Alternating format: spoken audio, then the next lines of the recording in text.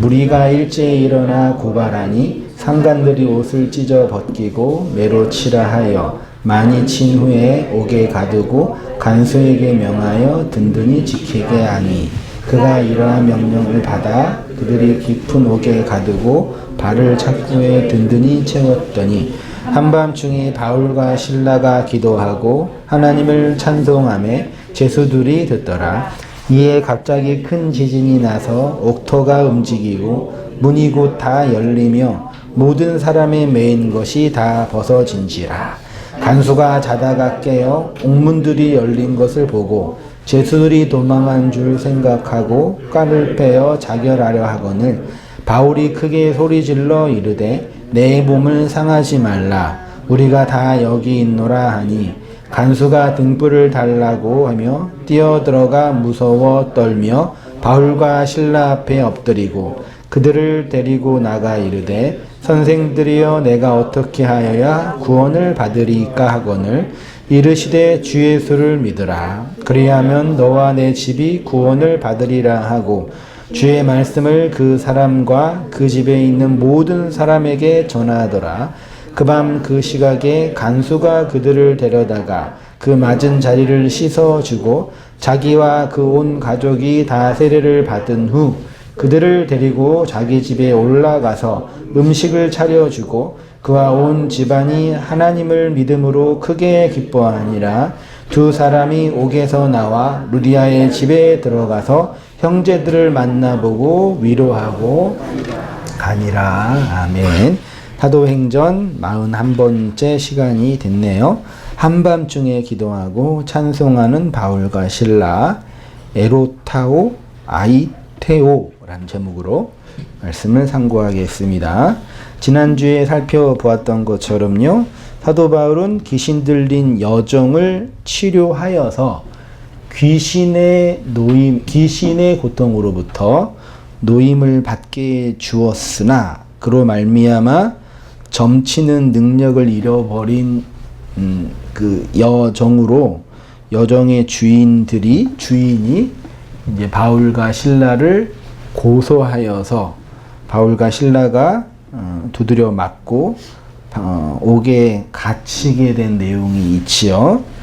재미있게도 흥미롭게도 그곳에서 옥에서 한밤중에 하나님께 기도하고 찬송을 하니까 갑자기 지진이 일어나서 문이 열리고 포송줄 같은 착고에 매어 있었던 것들이 풀리게 됐죠. 기도해서 풀린 걸까요? 지진 나서 풀린 걸까요? 아니면 풀렸는데 기도를 한 걸까요? 문이 열렸는데 기도를 한 걸까요? 본문 쭉 읽다 보면은요, 내용상 기도 때문에 문이 열린 것으로 보여지나요? 본문 보면은요, 그렇게 누가가 기록하고 있는 뉘앙스가 보여요. 잘 보세요, 한번. 기도를 했는데 지진이 났고, 지진이 났는데 문이 열리고, 문이 열려서 착고가 풀리고, 이런 이제 논리적으로 따져 있는데, 아무튼 그렇게 해서 이제 됐는데, 이제 그 풀린 포송줄이랑 착고를 간수들이 보고, 얘네들이 도망간 줄 알고 자결로 하려고 하니까 바울이 갑자기 나타나가지고 그렇게 하지 말라 하고, 이제 어떻게 하면은 우리가 구원을 받을 수 있습니까? 하니까 주 예수를 믿으라. 우리가 유명한 구절이죠. 그리하면 너와 내 집이 이제 구원을 받게 된다라고 하면서 이제 루디아를 전도하고, 루디아를 빌립보 교회 첫 번째 성도로 만들어 놓은 것처럼 보이고, 그 다음에 이제 귀신 들린 여종도 전도하고, 그 다음에 간수와 그의 가족들을 전도함으로 빌립보 교회 이제 개척 멤버가 만들어지게 된 것처럼 보이게 됩니다. 이제 우리가 살펴볼 거는 이제 그 바울이 신라와 이제 옥에서 기도하는 내용인데요. 25절을 다시 보면은 한밤중에, 미드나잇이에요. 한밤중에 바울과 신라가 기도하고 하나님을 찬송하며. 교도소에서 밤중에 기도하고 찬송하면 돼요, 안 돼요? 점호 시간 지났을 텐데. 아무튼 본문은 그래요. 하니까 제수들이 듣고 있었습니다. 이에 갑자기 큰 지진이 나서 감옥의 기초가 움직이고 문이 곧다 열리며 모든 사람이 메인 것이 다 벗어진지라. 이렇게 본문이 기록되고 있습니다. 예수님의 말씀처럼 사도들은 복음을 전하면서 많은 환난과 고난과 핍박을 받았습니다. 특히 예수님과 함께 사도들이 전한 복음은 당대의 종교, 유대교와 당대의 철학, 헬레니즘과 당대의 제도, 로마에 있어서 혁명적인 내용이었잖아요. 복음의 본질과 상관이 없이. 그래서 그 말씀을 듣는 회중들은 그 말로 말미암아 큰 충격을 받았던 적이 많이 있습니다. 종교적이고 신앙적인 이유를 차치하더라도요, 복음의 소식은 문명의 충돌이 일어날 수밖에 없는 거예요. 두 문명이 충돌하는 것을 우리는 뭐라 그러죠? 전쟁이라고 표현하죠. 그래서 복음을 전하는 자들이 먼저 알아야 할 것은 복음의 진리가 전해지면 반드시 충돌, 전쟁이 일어나게 된다. 그래서 전도를 강조하는 복음주의 교회에서 이 전도와 함께 늘 강조하는 게 뭐예요? 영적인 전쟁이라고 표현. 전도는 뭐다? 영적인 전쟁이니까. 전쟁에서 이기려면 뭐가 있어야 돼요? 싸우는 사람보다 뭐가 세야 돼요? 힘이 세야 되잖아요. 힘이 약하면 전쟁에서 지게 되잖아요.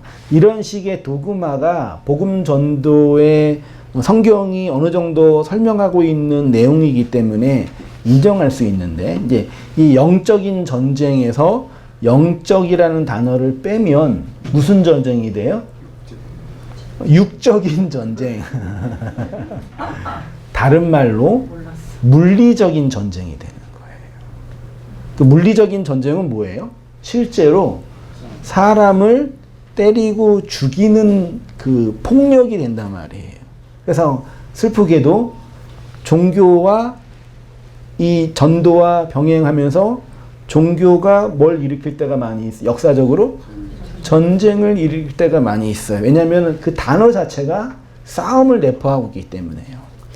근데 이제 예수님과 사도들은 그 영적인 전쟁에서 이겼어요, 졌어요?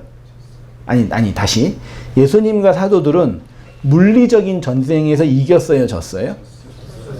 복음을 전하면 복음을 듣는 상대방보다 복음을 전하는 전도자가 이 사람보다 힘이 세요, 약해요? 물리적인 측면에서? 약하니까 어떻게 돼? 맨날 두드러 맞게 되는 거예요. 그래서 실제로 예수님은 복음을 전해서 유대인들과 유대 당대 지도자들, 카르텔이 갖고 있는 그 종교 지도자들에 의해서 살해를 당하게 됐고, 제자들도 예수님의 가는 길과 크게 별반 다르지 않았어요. 근데 놀랍게도, 아이러니하게도 복음은 그렇게 흘러 들어가게 됐어요. 그러니까 영적인 전쟁에서 승리한다는 얘기, 다시 말해 전도가 효과적으로 나타난다는 얘기는 물리적인 전쟁에서 뭐 해야 된다는 얘기예요? 지게 된다는 얘기예요. 실제로 복음의 메시지는 정치적이거나 군사적인 힘이 없단 말이에요. 다만 이 말이기 때문에 사람들, 군중들을 이렇게 억어할 수 있는 힘이 있기 때문에 사람들이 많이 모이면 힘이 세지니까 그걸로 말미암아 군사적이고 물리적인 힘을 행할 수가 있을지도 모르겠는데, 복음과 복음이 증거되기 위해서는 복음을 듣는 사람보다 복음을 전하는 사람이 물리적으로 힘이 셀 필요는 없는 거예요. 오히려 그렇게 되면 복음의 진리가 흘러 들어가는 게 아니라 껍데기로 표현되는, 진리로 표현되는 것이 아니라 껍데기로 표현되는 그 복음으로 말미암아 이 듣는 사람이 얻게 되는 유익들이 있죠.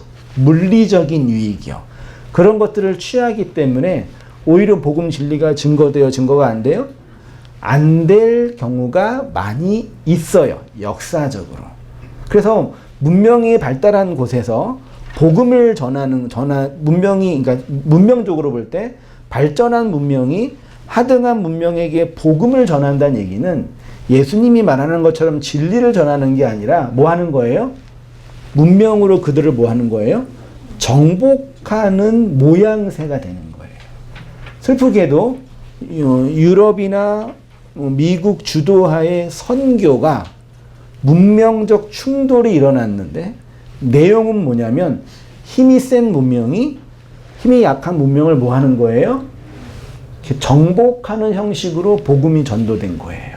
요걸 이제 선교 신학적으로는 관제 전도라고 표현하거든요. 그래서 모든 관제 전도는 겉으로 볼 때는 성공한 것처럼 보이지만 내용으로는 뭐예요?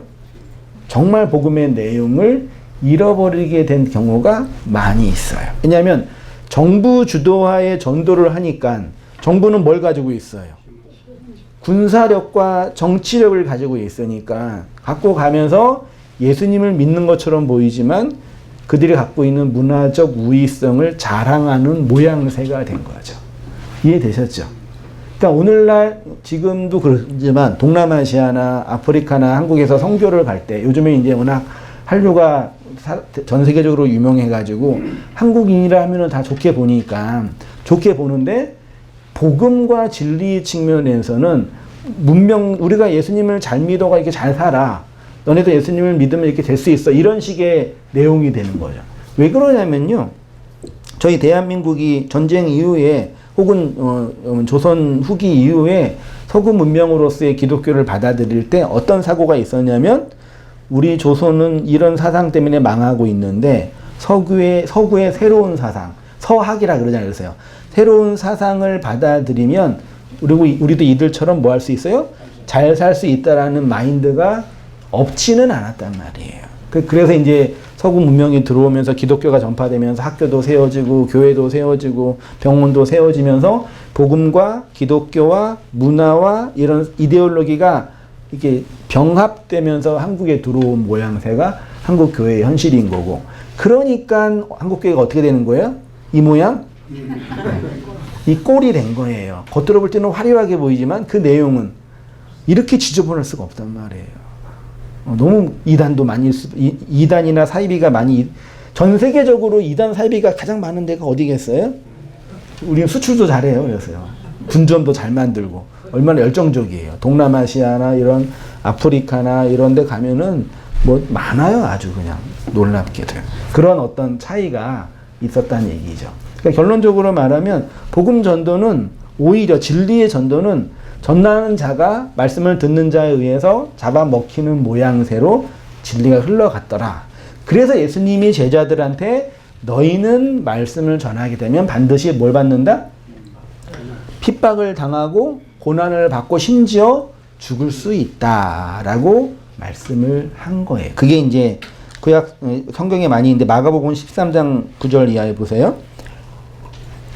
너희는 스스로 조심하라. 사람들이 너희를 공회에 넘겨주겠고 너희를 회당에서 매질하겠으며 나로 말미암아 너희가 권력자들과 임금들 앞에 서리니 이는 그들에게 증거가 되려 함이라.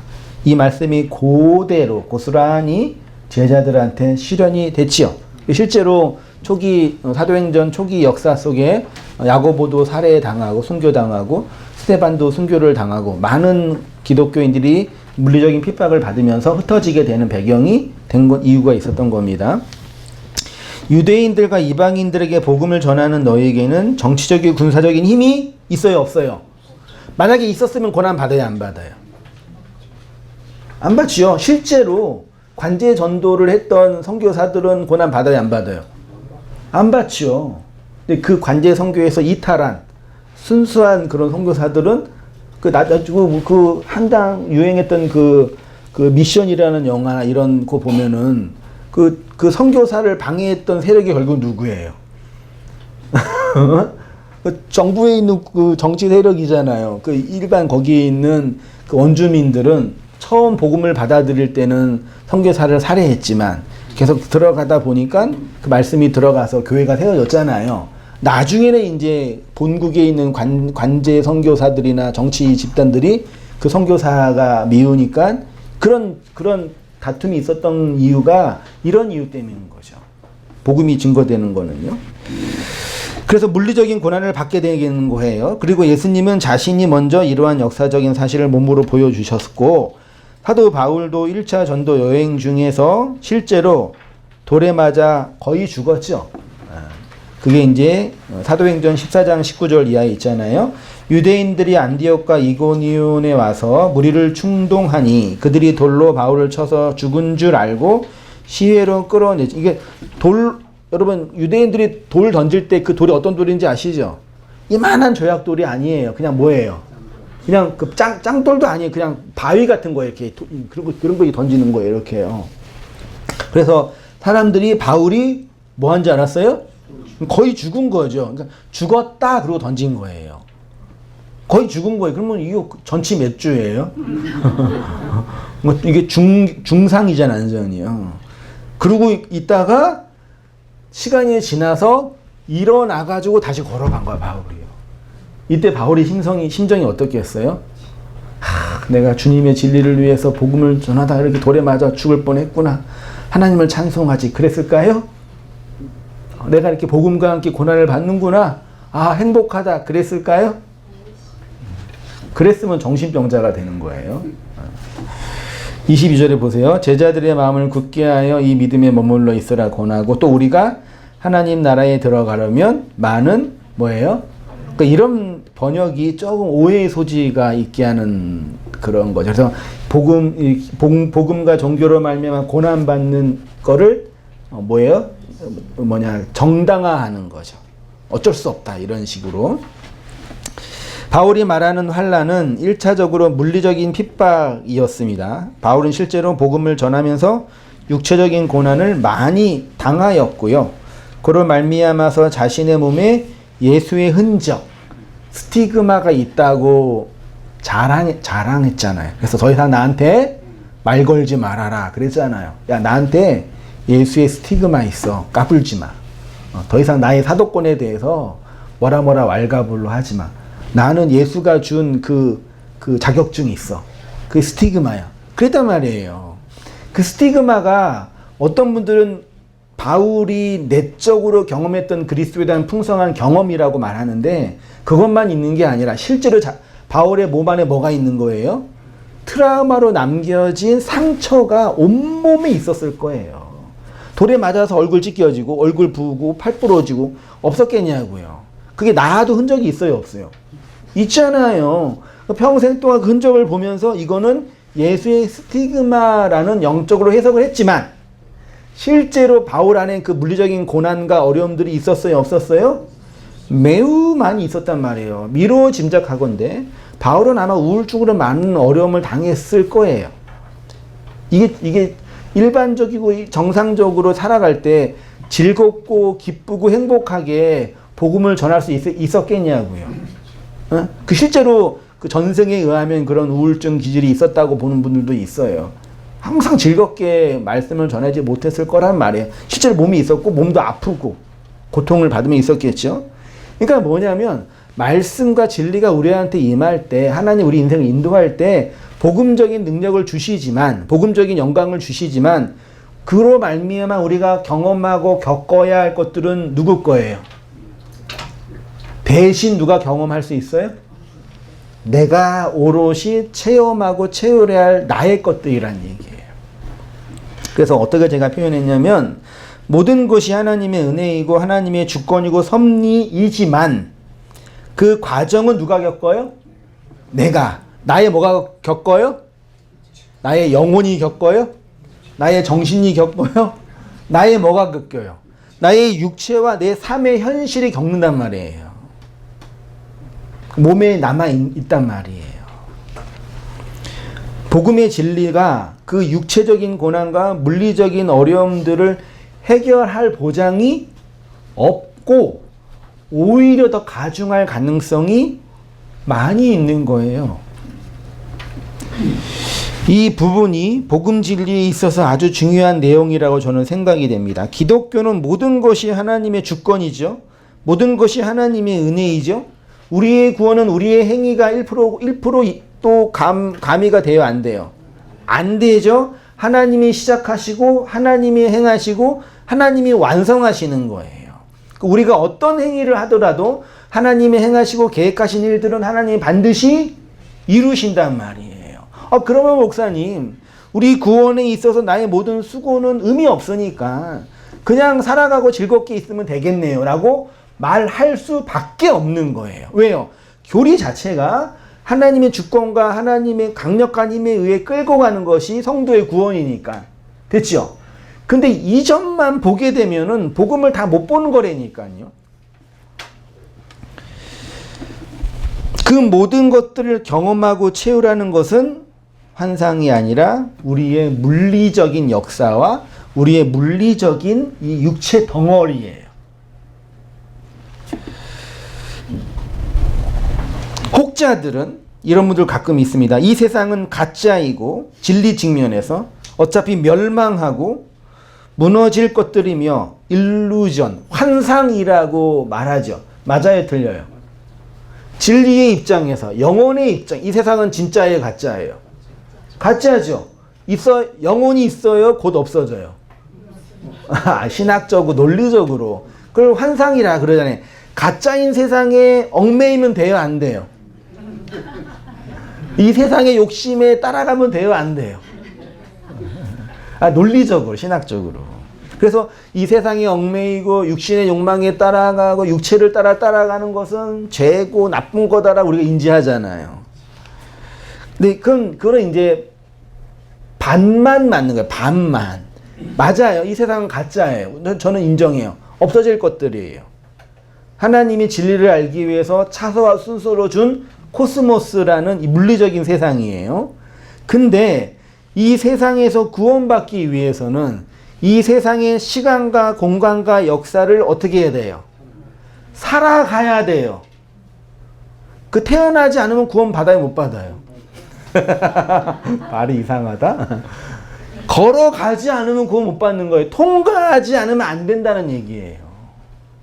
그러니까 이거를 분리해 놓고 이 세상은 가짜고 일루전이고 환상이니까 이 얽매이는 거는 그건 저급한 그리스도인들. 아직 진리가 안 돼가지고 저분은 아직 진리가 안 돼. 이 세상에 매여 있는 거야.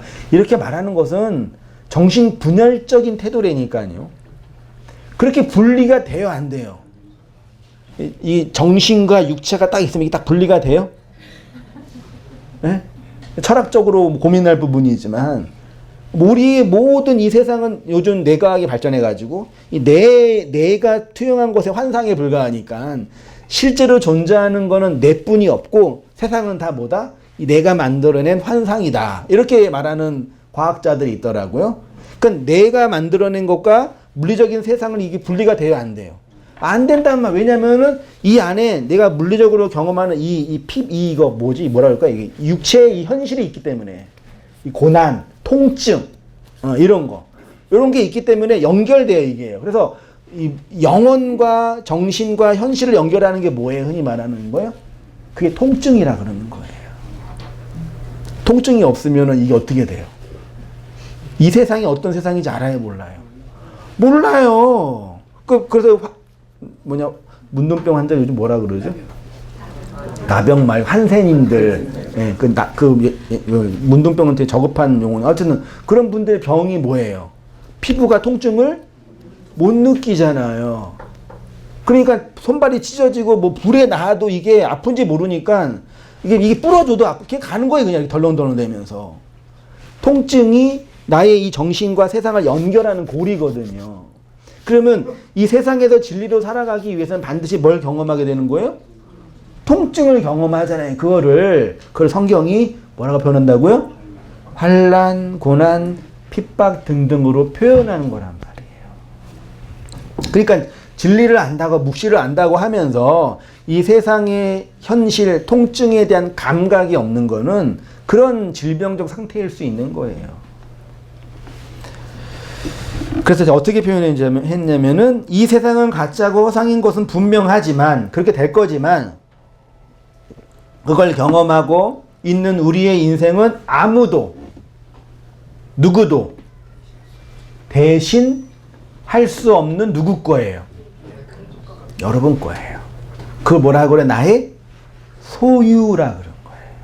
그 나의 소유를 뭐 해야 돼요? 팔아야 되잖아요. 복음으로 넘겨받아야 되잖아요.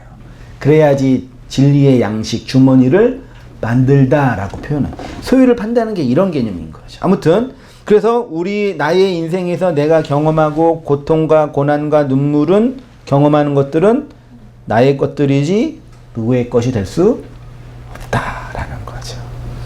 그래서 엄밀한 의미에서 고통받고 고난받는 나의 인생에서 그 고난과 고통을 위로해 줄 사람은 누구예요? 나뿐이 없어요. 엄밀하게 말하면요. 누가 막 얘기해도 내 고통은 누구만 알아요? 나만 알잖아요. 그러니까 고통과 고난에서 위로를 줄 수 있는 대상은 누구뿐이 없는 거예요? 나뿐이 없는 거예요. 어떤 의미에서는요. 다시 오셔서 성도가 역사 속에서 경험하는 고난의 결론은 율법의 성에서 진리로 말미암아 율법의 돌에 맞아 죽는 것으로 귀결되잖아요. 바울이 복음을 전한 성은 궁극적으로 선악 과목은 나 자신이고 그 나에게 복음의 진리가 떨어지면 율법의 선악 구조에서 진리의 말씀에 의해 공격을 당하는 걸 경험하죠. 그걸 환난이라고 하는 거죠. 그 환난이 우리를 하나님의 나라로 만들어가는 과정이라고 표현하는 것이 환난을 많이 겪어야 하나님 나라에 들어간다라고 설명하는 겁니다. 23절에 많이 친 후에 옥에 가두고 간수에게 명하여 든든히 지키라 하니 그가 이러한 명령을 받아 그들을 깊은 옥에 가두고 그 발을 착고에 든든히 채웠더니 라고 표현합니다. 바울과 실라가 당국자들에게 잡혀 매질을 당하고 어디에 갇혔다고요? 옥이요. 감옥 교도소겠죠. 근데 헬라어로 보니까 뭘로 되어 있다고요? 본문 보이세요? 2페이지 오른쪽에 각주 2번에 옥이라는 헬라어가 필라케라는 단어잖아요. 이 필라케 많이 보셨잖아요. 마태복음 5장 25절에 너희를 송사하는 자와 함께 길에 있을 때 급히 사화하라. 그 송사하는 자가 너를 재판관에게 내어주고 재판관이 관예에게 내어주어 어디에요? 옥에 가둘 거다. 그 옥이 필라케예요. 그러니까 히브리인들에게 이거는 그냥 감옥 그런 건데 필라케예요. 근데 요거를 성경이 상징적으로 많이 사용하고 있잖아요. 베드로전서의 3장 19절에 저가 또한 영으로 어디에 있는 자들에게 옥에 있는 영들에게 복음을 전했대요. 복음을 듣는 사람이 어디에 있다고요? 필라케, 감옥에 갇혀 있다고 표현하죠. 계시록 18장 2절에 힘센 음성으로 외쳐 가로되 무너졌도다 무너졌도다 큰 성 바벨론이여 귀신의 처소와 각종 더러운 영이 모이는 곳 있죠. 요게 필라케예요. 그러니까 바벨론 성의 형이 귀신의 처소이고 더러운 영들이 거하는 교도소, 감옥이라고 표현하는 거죠. 그곳에 사도 바울과 실라가 갇혔단 말이에요. 갇혔어요. 그리고 갇힌 것뿐만 아니라 한 걸음 더 가서 발을 착고에 채웠다 그랬죠. 뭐 수각 같은 그런 것처럼 느껴지는데 이 착고라는 헬라어가 크실론이라는 단어인데 기본적으로 막대기, 목재 이런 뜻이고 나무란 뜻이에요. 기본적으로 옛날에는 나무였을 거 아니에요. 그런 교도소에 있는 도구가. 그리고 이제 교수대 이런 뜻도 있고 그래서 확장돼서 십자가라는 뜻도 있어요. 예수님을 잡으러 온 군사들이 검과 뭘 가지고 왔어요? 몽치, 한글로 몽치라 되어 있죠. 요게 크실론이에요. 그러니까 몽둥이라고 번역했는데 이 몽둥이가 어느 때는 십자가로 번역이 됐단 말이에요. 사도행전 5장에도 너희가 나무에 달아 죽인 예수 있잖아요. 그 나무가 원래는 스타우루스잖아요. 근데 그게 크실론이에요. 그러니까 나무라는 재질이 있는데 내용은 스타우루스죠. 그게 크실론이고 갈라디아서에도 그 신명의 말씀을 인용해서 나무에 달린 자가 저주받았잖아요. 그 나무가 크실론이란 말이에요. 근데 그 나무에 지금 바울과 실라가 묶인 거란 말이죠. 감옥이라는 율법의 감옥에 갇혀서 십자가로 상징되는 나무에 묶여 갇혀 있는 상태가 된 거죠. 이게 정확하게 뭘 예표하고 있는, 뭘 상징하는 그림처럼 보여요. 이 율법이라는 세상에서 율법이라는 이 감옥에 갇혀 있는 우리 인생들의 어떠한 모습을 내포하고 있는 것처럼 보이지 않나요? 아무튼 그렇게 보입니다, 저는요. 근데 이들이 여기에서 뭐 한 거라고요? 기도하고 찬송했대요. 그러니까 요거를 여러분 제가 말씀드리지만 3페이지로 갑니다. 한밤중에 바울과 실라가 기도하고 찬송을 했잖아요. 그럼 바울이 기도를 했을 거 아니에요. 우리가 물리적으로 기도를 했잖아요. 그럼 기도했을 때 기도의 내용이 뭐였겠어요? 하나님, 예수님, 복음을 전하다가 저희가 감옥에 갇혔습니다. 풀어주시죠. 빨리 자유케 돼서 복음을 전할 수 있도록 풀어주세요. 그렇게 기도했을까요? 안 했을까요? 모르죠. 뭐 어떻게 알아요? 내가 복음을 전했는데 어떻게 나 하나 못 지켜주세요, 하나님. 했을까요? 안 했을까요? 했을 것 같아요? 그렇게 보는 분은 그렇게 보이는 거죠. 모르겠어요. 구체적으로 누가가 쓰진 않았으니까. 근데 그렇게 기도해서 그 기도의 효과로, 기도의 결과로 지진이 난 거예요? 모르죠. 때가 돼서 기도를 하다가 지진이 난 거죠. 그렇죠? 하나님 지진 나서 이것 좀 풀어주세요. 이게 아니라 지진이 났는데 문이 열린 거죠. 그 지진 나니까 바닥에 묶여있는 이것도 풀린 거죠. 그럼 기도했기 때문에 지진 난 거예요? 우리는 그렇게 이해하죠, 사람들은. 우리가 갇혀있을 때, 감옥에 있을 때, 어려움을 당할 때 간절히 기도를 하면 하나님께서 그 문제를 해결해 주신다라고 얘기를 하죠. 그럴 수 있지요. 있습니다. 저는 그것을 부인하지 않겠습니다. 그렇지만 그게 원인과 결과로 연결되는 것은 아니라는 걸 먼저 기억해야 돼요. 본문도 그런 의도로 누가가 기록한 것처럼 저는 보이지 않아요. 이거는 한국에 있는 목사들이나 많은 성경 해석자들이 그렇게 보는 게 좋으니까, 그렇게 해석하는 게 편하니까 해석하는 거예요. 간절히 기도하고 열렬히 간구하고 깊이 찬송을 하면은 묶여있던 것이 풀립니다. 좋잖아요. 네. 근데 그게 연결되는 거 꼭 아니란 말이에요. 오히려 이거는 반대로 이해했으면 좋겠어요. 율법이라는 세상의 감옥에서 말씀으로 말미암아 기도하는 자를 통해서 진정한 복음의 자유가 흘러나온다라는 얘기죠. 이렇게 이해했던 이유 중에 하나가, 사람들이 오해하는 것이 기도를 하면은 하나님께서 역사하세요, 안 하세요? 하셨어요, 안 하셨어요? 하셨단 말이에요. 성경에 딱 기록돼 있단 말이에요. 출애굽기 많이 있는데 몇 가지만 이제 뺐으면 32장 12절 이거는 누구죠? 모세가 하나님께서 열받으셔서 백성들을 다 몰살시키려고 하니까 중보기도를 한 거잖아요. 당신이 기분 나쁜 거 이해합니다.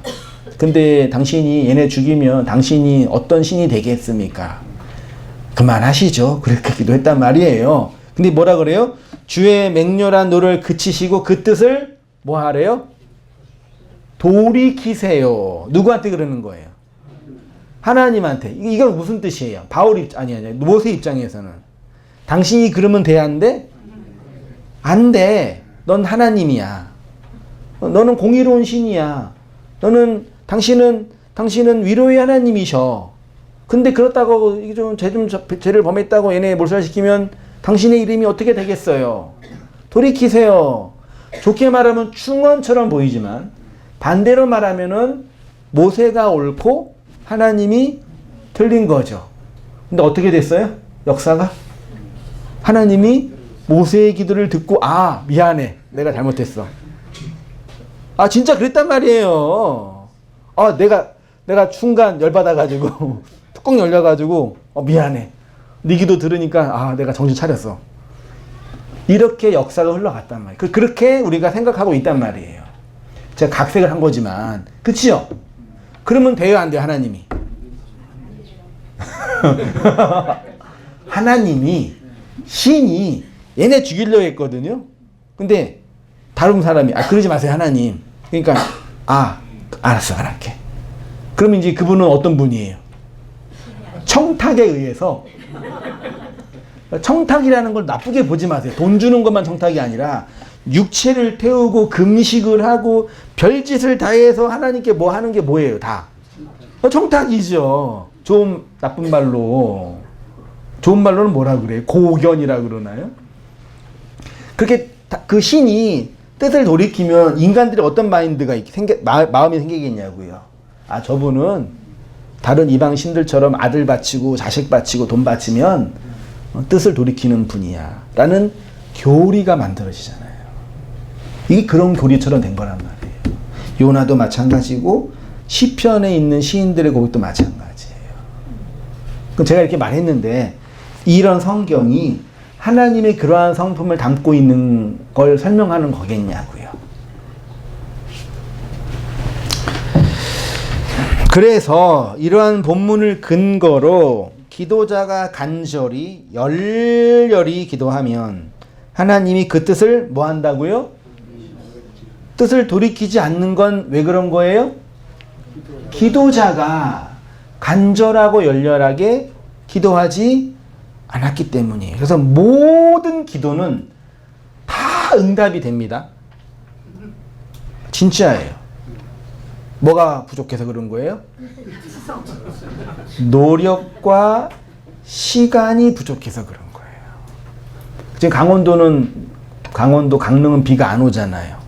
옛날에 비가 안 올 때는 우리 왕이나 그런 사람이 뭐 했어요? 모든 기우제는 다 응답이 돼야 한대요. 왜? 올 때까지 하니까요. 웃을 일이 아닙니다. 그러니까 모든 기도는 다 뭐예요?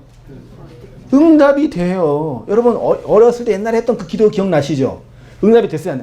됐어요? 안 됐어요? 다. 된 거 많지 않나요? 많을 거예요. 아직 안 됐으면 아직 뭐가 부족한 거예요? 노력과 시간이 부족한 거예요.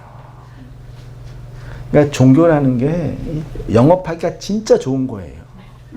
이거는 수익률 100% 이상이라니까요. 단지 시간이 좀 걸릴 뿐이지. 얼마나 무서워요. 그래서 뭐 하나님의 보좌를 움직이는 기도 이런 책도 있었죠. 저 기억나요. 보좌를 움직이는 기도, 보좌를 흔드는 기도, 뭐 이렇게.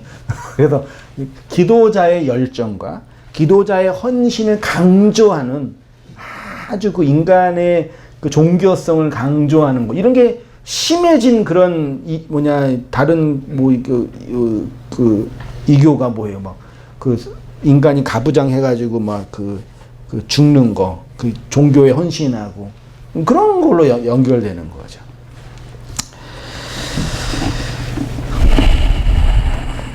근데 성경 우리에게 뭐하라 그래요? 뭐하라 그래요? 기도하라 그래요. 그러니까 이게 미치고 환장할 노릇이죠. 기도하라 그러시고 또 기도하면 또 응답한다고 하시니까 우리는 뭐 해야 돼요?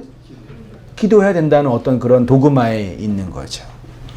골로새서 4장 2절 이하 보세요. 본문 보이세요? 같이 한번 읽어보겠습니다. 3페이지 아래쪽에 있습니다. 시작. 기도를 계속하고 기도에 감사함으로 깨어 있으라. 또한 우리를 위하여 기도하되 하나님이 전도할 문을 우리에게 열어주사 그리스도의 비밀을 말하게 하시기를 구하라. 내가 이 일을 때문에 매임을 당하였노라. 그리하면 내가 마땅히 할 말로써 이 비밀을 나타내리라. 외인에게 대해서는 지혜로 행하여 세월을 아끼라. 너희 말을 항상 은혜 가운데서 소금으로 맛을 냄과 같이 하라. 그리하면 각 사람에게 마땅히 바울이 골로새 교회를 향해서 우리를 위해서 기도하라고 중보기도를 요청하는 본문처럼 보이자요. 그렇죠? 근데 이 본문을 쭉 보면 다른 거 차치하더라도 지금 기도하라고 하면서 기도라는 단어와 함께 아주 중요하고 많이 등장하는 단어가 있어요. 그거를 간파하셔야 돼. 그게 뭐겠어요? 기도를 하면은 하나님께서 뭘 열어준대요?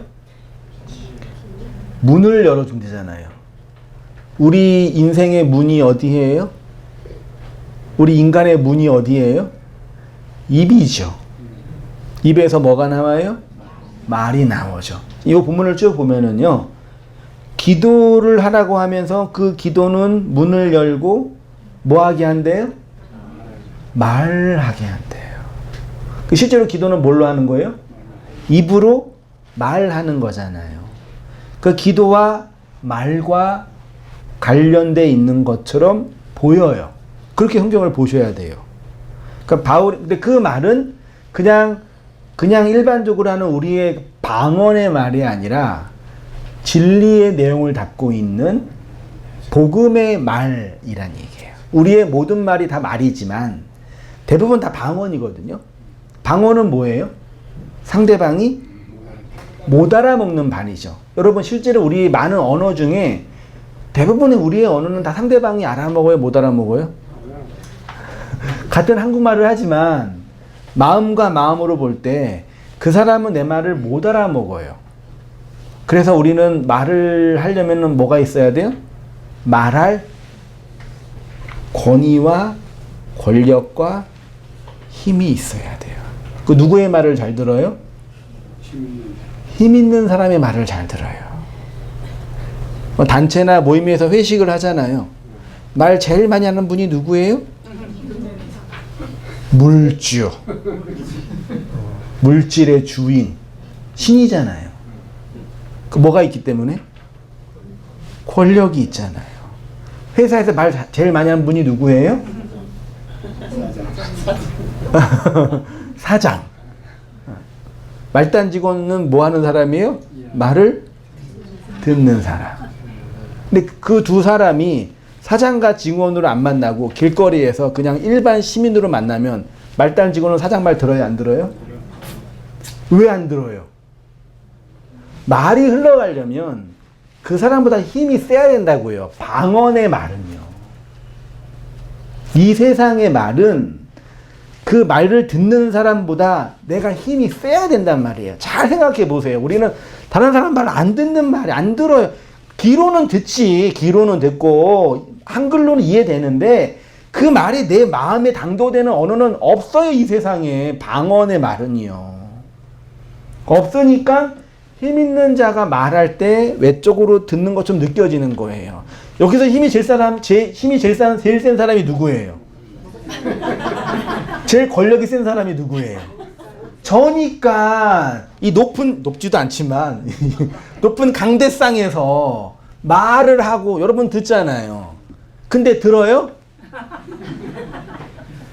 인터넷 선동님도 들으세요? 귀로는 듣지. 근데 실제로 내용으로 듣는 거는 다른 영역이라고. 그러니까 바보 같은 목사들이 자기가 권위가 있어서 성도들의 말을 듣는 생각하는데 그건 정말 착각이에요. 은퇴하고 나가보세요. 알아보나. 안 들어요. 그러니까 그 당시에 이 권력 체계에 의해서, 힘의 체계에 의해서 높은 곳에 있는 사람이 말하니까 듣는 것처럼 들리는 것 뿐이에요. 실제로는 안 들어요. 저도 확신해요. 안 들어요. 여러분 제 말 안 들으세요. 성령이 그 말의 내용을 담아서 진리로 흘러갈 때 말이 들리는 거죠. 바울이 전도의 문을 위해서 기도하라는 얘기가 이 내용이에요. 능력을 받아서 복음 전도를 기술적으로 잘하는 얘기가 아니라 그게 뭐라고요? 기도라고요. 바울과 실라가 감옥에서 뭐 했다고요? 기도를 했다고요. 그래서 율법의 감옥에서 나올 수 있게 됐다고요. 그러니까 기도는 어떤 의미에서는 말씀인 거예요. 여러분이 기도한다는 얘기는 뭐 하는 거예요? 말하는 거예요. 뭘로? 진리로 말하는 거예요. 그래서 제가 어떻게 표현했냐면은 바울에게 있어서 기도는 생활에 필요한 것을 공급받는 방식. 그래서 뭐 5만 번 기도 응답받은 조지 밀러 이런 것들은 정말 안 돼요. 나빠요. 나빠요. 나빠요. 그러시면 안 돼요. 어떻게 5만 번 기억 다 해요? 아, 진짜 너무해, 지금 생각할수록. 10번도 힘든데. 기도를 하면 전도의 문이 열려 그리스도의 비밀을 말하게 되고 각 사람에게 대답할 것을 알게 한다고 하죠. 그러니까 기도는 무엇을 구하는 거냐면 뭘 구한다고요? 말씀을 구하고 그렇게 구하면 받고 받으면 흘러가고 요거죠. 네. 그 말을 구하는 거예요. 누구한테? 하나님께. 그리스도의 영에게. 그게 진리를 향한 성도의 존재와 삶의 방식이라고 표현하는 거죠. 그렇게 바울과 실라가 기도하고 찬송은 기도의 또 다른 버전입니다. 같은 겁니다. 율법의 감옥, 율법의 지옥에서 나올 수 있게 된 거죠. 그래서 율법 밖으로 흘러갈 수 있게 된 겁니다. 예수님이 이렇게 말씀하셨어요. 요한복음 16장 23절이야. 본문 보이시죠? 같이 읽어보겠습니다. 시작. 그날에는 너희가 내가 진실로 너희에게 이르노니 너희가 무엇이든지 아버지께 구하는 것을 너희에게 이루어 주시리라. 지금까지는 너희가 내 이름으로 아무것도 구하지 아니하였으나 구하라. 그렇게 이런 본문 보시면서 생각을 해야 되는 거예요. 지금까지는 구했대요, 안 구했대요? 누구 입장에서? 예수님 하나님 입장에서. 너희네가 많이 기도했는데 그거는 기도가 아니야 이렇게 얘기하는 거예요. 그렇죠? 근데 언제 구한대요? 그날이에요. 본문 23절 다시 보시면은 그날에 이게 이제 그 에스카토스 헤메라니까요. 마지막 하나가 완성되는 에스카토스 코드란테스의 개념이에요. 그 진리로 완성되는 그 날에 너희가 아무것도 내게 묻다가 헬라어로 에로타오라는 단어인데요. 질문하다라는 의미가 아니라 에스크, 요청하다예요. 그래서 다른 의미로 구하다, 기도하다라도 번역할 수 있는 단어예요. 원래 헬라어의 구하다, 기도하다의 기본적인 단어가 뭐예요? 아이테오고 그 아이테오의 기도의 버전이 프로슈코마이잖아요. 이 본문에서는 아이테오나 프로슈코마이가 아니라 에로타오라는 단어를 썼단 말이에요. 너희가 그날 진리로 완성되는 그 날에는 나한테 더 이상 기도하지 않을 거야. 언제요? 그날에는요. 그 전에는 너희가 나한테 기도했다 그 뜻이에요. 어떤 기도요? 아이테오의 기도가 아니라 에로타오의 기도를 했대요. 표현을 하자면, 구분을 하자면은요. 그러니까 우리가 이런 말씀을 들으면서 그런 목사님 우리가 삶에 여러 가지 문제 있잖아요. 몸이 아플 때나 큰 인생의 어려움이 있을 때 기도해야 돼요? 안 해야 돼요? 집을 팔아야 되는데 기도해야 돼요? 안 해야 돼요? 자식이 기업을 해외에 가야 되는데 어디 가야 할지 기도해야 돼요? 안 해요? 이게 묻는 분이 계시잖아요. 기도해요? 안 해요? 그런 기도를 말하자면은 에로타오의 기도라고 하는 거예요. 말하자면요. 흔히 말하는 나보다 힘이 센 분한테 감정의 상황의 어려움들을 이렇게 요청하는 거예요. 근데 그 기도는 응답이 돼도 좋고 응답이 안 돼도 상관이 없는 거예요. 누구 입장에서요? 하나님 입장에서는. 근데 우리 입장에서는 어때요? 매우 중요하죠. 그러니까 하나님 그거를 코를 걸어가지고 뭐예요? 끌고 가는 과정으로 사용할 수 있어요. 그래서 그 전에는 기도한다라고 표현하는 거예요. 예수님이 했잖아요. 그 전에 너희가 했다. 했어. 근데 그 모든 것들은 하나님으로 가는, 하나님께 아이테오하는 과정과 경험으로서의 내용인 거야. 근데 그날이 되면, 에스카토스 코드란테스가 너희 안에 완성이 되면 너희는 더 이상 에로타오를 하지? 여기서 중요한 단어가 기도하지 않게 되는 현실을 먼저 봐야 된단 말이에요. 그게 미성숙하기 때문에, 그게 나쁘기 때문이 아니라 하나님이 인도하는 과정에서 더 이상 할 필요 없는 게 된다는 얘기예요. 그렇잖아요. 우리 인생의 경험 속에서도 과거에 옛날에 정말 간절하게 열렬하게 눈물콧물 흘리면서 그렇게 기도했던 그 내용을 지금 생각해 보면 어때요? 웃긴 게 있잖아요. 그렇게 내가 그 목숨 바쳐서 할 필요가 없었는데 그때는 그랬잖아요. 그게 인생의 과정이 아니면 경험하지 안 되는 것들이 너무 많단 말이에요. 그런 의미에서는 에로타오 하게 되는 거예요. 그래서 목사님 기도해야 돼. 그럼 저는 뭐라 그래요? 아, 금식 기도하세요. 작정 기도하시고 하시라니까요. 예요. 그래서 응답 받으면 할렐루야 하고 응답 못 받으면 될 때까지 하는 거죠. 아, 하세요. 진짜요. 해야 된다니까요.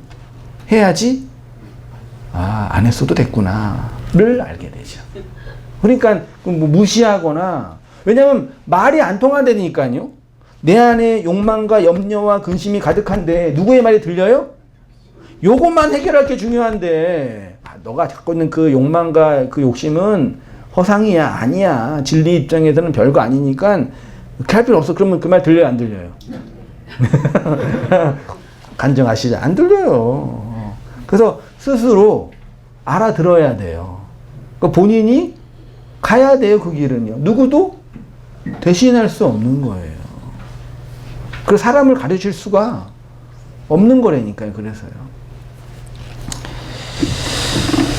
그 말씀을 이제 하시는, 그 얘기를 제가 쭉 했습니다. 잘 보십시오. 지금 예수님의 기도와 관련된 단어를 두 가지를 사용하고 계시는데, 에로타오와 아이테오입니다. 둘 다 기도하다의 의미가 있는데 구하지 않는다고 할 때는 에로타오로 사용하고 있어요. 언제? 그날에. 사도 바울과 실라가 감옥에 갇혀서 밤중에 기도와 찬송을 하였다고 하는데, 그들의 기도의 내용은 옥문이 열리고 자신들의 기적적으로 나갈 수 있게 하기를 기도하지 않았어요. 저는 개런티 하겠습니다. 모르죠, 또. 가야 알지만 제 입장에서는 그렇게 기도하지 않았어요. 하나님 힘들어요. 문 좀 열게 해주세요. 그렇게 하지 않았어요. 최소한 본문을 보는 우리 입장에서는. 진리의 말씀을 율법의 세상에서 닫고 흘러내고 있는 모습을 메타포하고 있는 형식이란 얘기예요. 우리가 이 율법이라는 세상에 갇혀 있잖아요. 착고에 묶여 있잖아요. 그 뭐 해야 돼요? 기도해야 된단 말이에요. 기도, 아이테오 해야 돼요. 즉 그 말을 받아서 그 말을 이해하고 흘러내는 삶, 존재가 되도록 뭐 해야 된다고요? 기도. 여러분 지금 간절히 뭐 하고 계시는 거예요? 기도하고 계시는 거예요.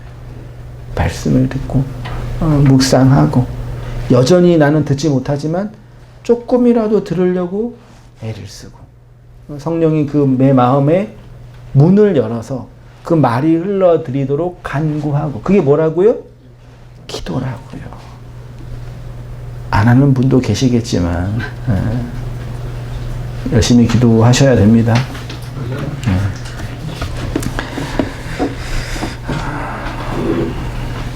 그래서 옥문이 열리고 전도의 문이 열리고 그리스도의 비밀이 열린 거라고 표현하고 있습니다. 그렇게 열리고 곧바로 그 효과로 어떤 일이 일어났어요? 간수에게 복음을 전한 거예요. 그 전에 간수가 뭐라 그래요? 말이 안 돼요, 이거는요. 선생님이요? 내가 어떻게 해야? 이미 구원 받은 거예요, 안 받은 거예요? 아니, 어떤 인간이 내가 어떻게 하지 구원받아 물을 수 있어요, 없어요? 구원이라는 내용이, 하나님이라는 진리가 그 사람에게 건네주지 않으면 자기가 구원받아야 할 감각과 구원받아야 할 인식이 생겨요, 안 생겨요? 아니, 내가 있는 곳이 지옥인지도 모르는데 어떻게 구원의 필요성을 느끼냐고요. 그러니까 보세요. 나는 구원받고 싶어요 라는 그 태도 안에는, 이미 간수 안에는 뭐가 있는 거예요?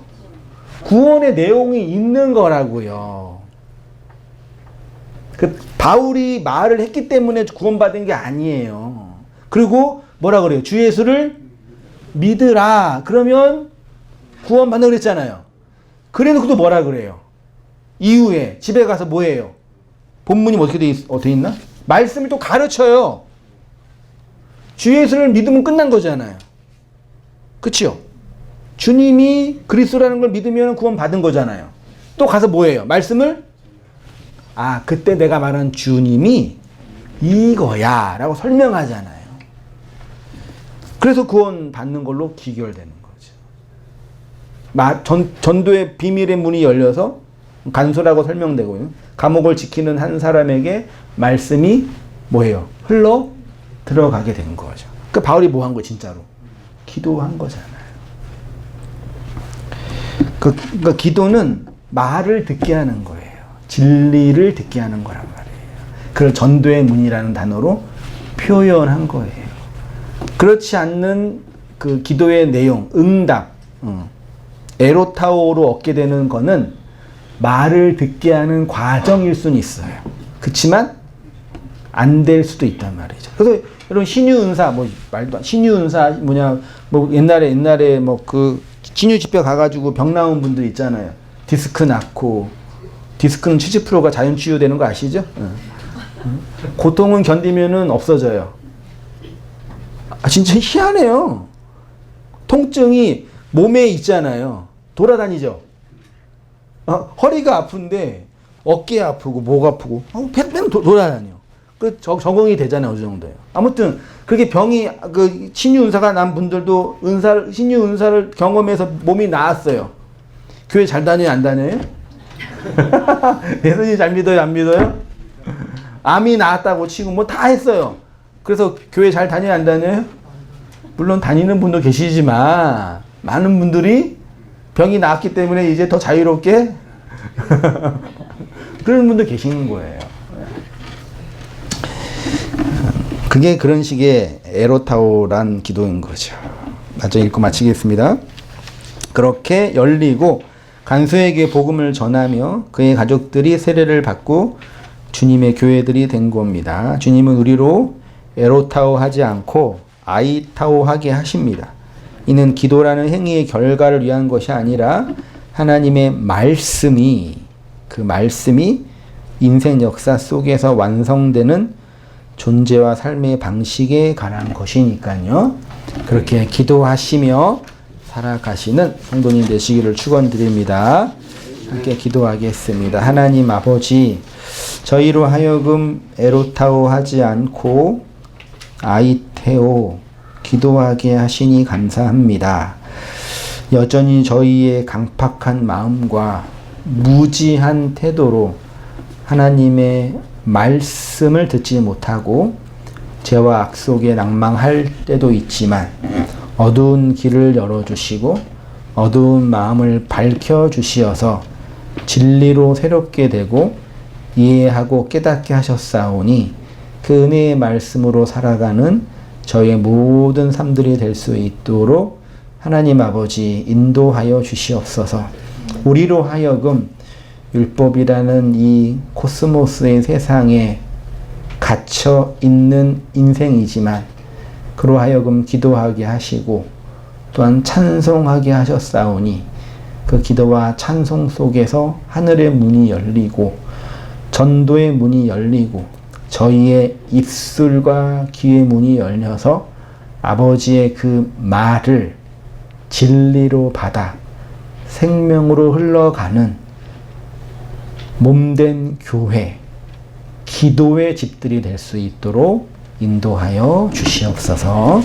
이제는 우리 주 예수 그리스도의 은혜와 하나님 아버지의 크신 사랑과 성령의 교통하심이 사랑하는 모든 성도님들의 삶 속에 지금부터 영원까지 함께 있을지어다. 아멘.